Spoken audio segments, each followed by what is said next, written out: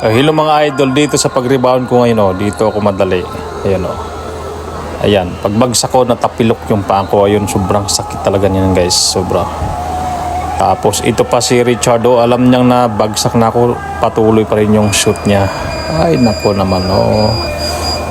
Ayan. Ayan, sobrang sakit nito guys. Pero grabe, lahat naman ng maglalaro nakakaranas ng ganito. Kahit masakit pero inulit-ulit, ganun, di ba? Tama ba ako guys? Tapos ito na yung nangyari sa akin. Ayun, pagulong-gulong na ng ano. Tapos minamasahe ko pa. Ang sakit kasi guys. Pero thank you sa team ko. Maraming salamat. Ganun talaga yan, makakaranas talaga tayo ng ganito.